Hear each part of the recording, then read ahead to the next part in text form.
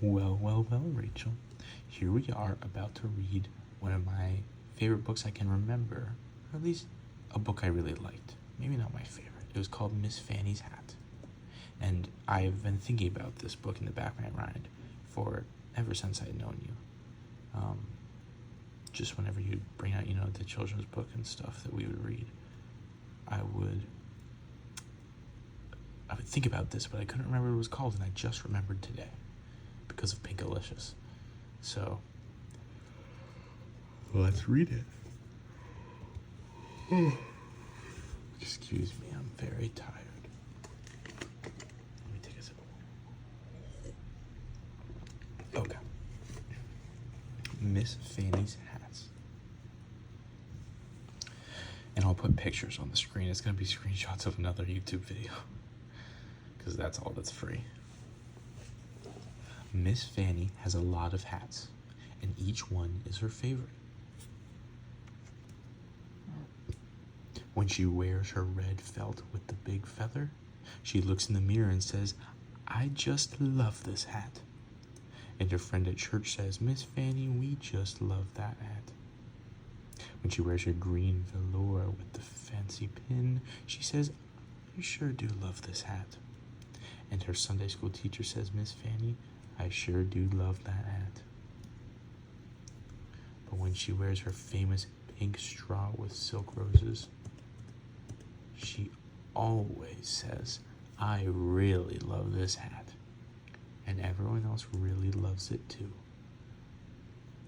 Miss Fanny is 99 years old and very small. In fact, she's grown to be about the same size as she was when she was a little girl. Miss Fanny and her daughter, Miss Wanda, live together. Miss Wanda makes her breakfast every morning. "Don't make me much breakfast," says Miss Fanny, sitting on the sofa in her robe. Miss Wanda tries to mind, because Miss Fanny is her mama. But she forgets and brings her a piece of sausage, buttered toast with jelly, a scrambled egg, and a cup of herb tea. "Oh my, that's way too much," Miss Fanny always says. But then she goes and eats it all up.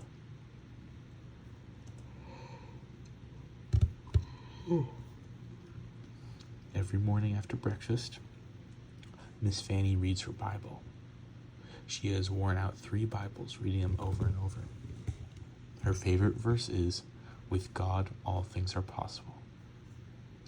I don't remember this being literally a Christian book, but whatever. Every Saturday, Miss Wanda washes Miss Fanny's hair. Miss Fanny takes off her robe and stands around in her slip, looking very tiny. Then she gets on a stool and sticks her head in the sink. Miss Wanda runs the warm water and puts the shampoo on her mama's head and scrubs it until it lathers up. Then she scrubs some more. "That feels good," says Miss Fanny. "It's like you and Omi." Actually kind of looks like your mom and Omi, I'm not even gonna lie. After she washes her mama's hair, Miss Wanda rolls it up in tight little curls all over her head. The curlers are real hard to sleep in, but Miss Fanny doesn't care one bit. She knows that when she goes to church the next day, she will look beautiful.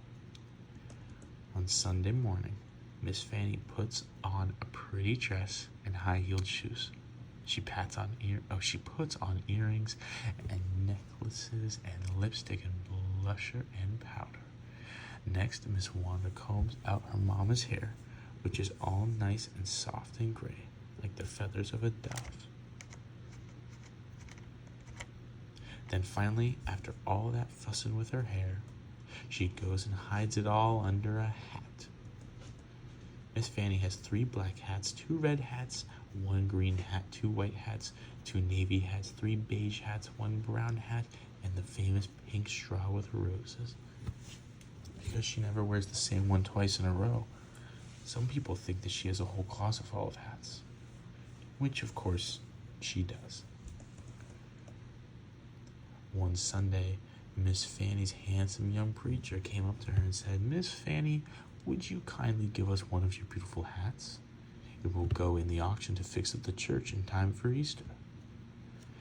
That same day, Miss Wanda helped her mama get out her hats and put them on the bed and the dressing table. Then Miss Fannie closed her bedroom door. "Lord," she said aloud, "I'd appreciate it if you helped me make the best choice." She always talked to the Lord as if he was right there. Wow, Rachel, that's a lot of hats.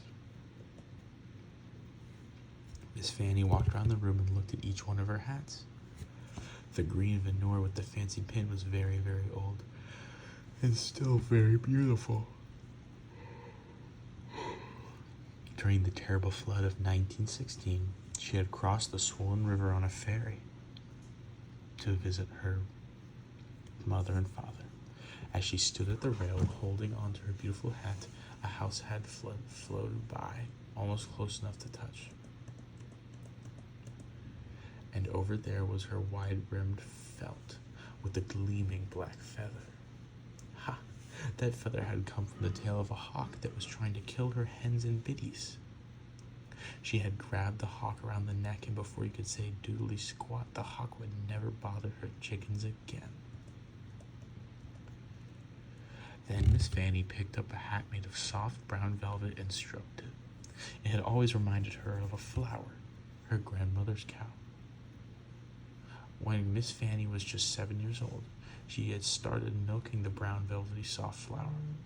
Each evening, she carried the milk to the spring in a bucket and set it in the icy water to keep cool.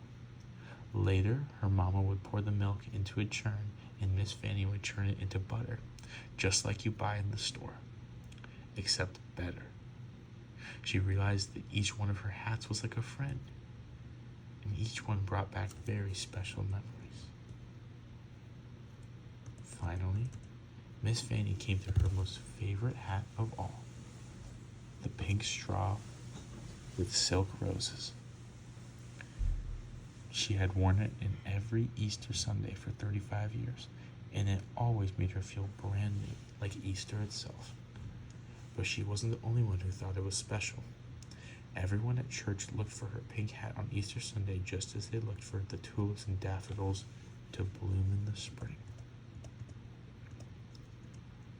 Miss Fannie took the pink straw out of its round box and put it on, even though she was wearing her oldest house dress with a torn pocket. She looked in the mirror and sighed. In her heart, she did not want to give her hat away. Not at all. She took a deep breath and repeated her favorite Bible verse. As she placed the hats back into its box, its round box, she said, "You know, this hat really could raise a lot of money." She put the lid on the box, and she said, maybe it could help fix our old pipe organ. As she tied the string around the box lid, she said, why, it could probably mend the crack in the church bell or put a whole new roof on. Suddenly, she discovered that she was very, very excited. At the church auction, the handsome young preacher held up the pink hat with 2 roses and looked around. When am I bid for Miss Fannie's famous hat? The bidding took off lickety-split. At last, here was something more exciting to bid on than a set of kitchen canisters or an umbrella stand. Bang went the gavel. Sold to the lady in the front row. The lady in the front row gave the preacher a check, and seemed very, very pleased with herself. That's a lot of money, claimed Miss Wanda, who was very impressed. Miss Fannie clapped her hands. It was enough to really get things fixed around here. She knew that she would not miss her favorite hat one bit, but she did wonder which hat she would wear on Easter morning. On Easter Sunday, Miss Fannie got up very early. She sat on the side of her bed and took the curlers out of her hair. Although she thought and thought, she didn't have the slightest idea which hat she would wear. Her red felt with the big feather was too hot. Her green velour with the fancy pin was too wintry.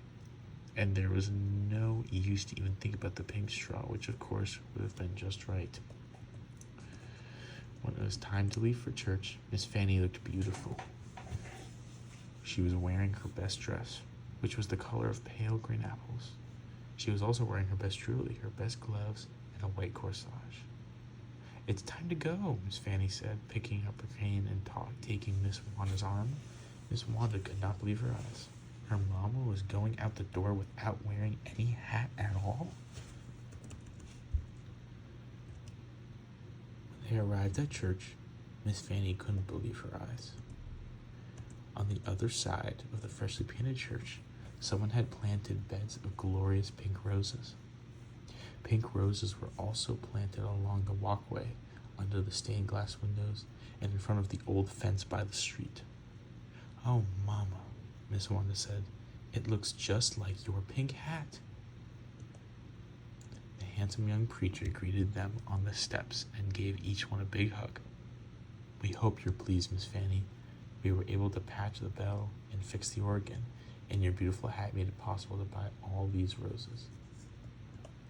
As Miss Fanny laughed with delight, they didn't see an old woman at all.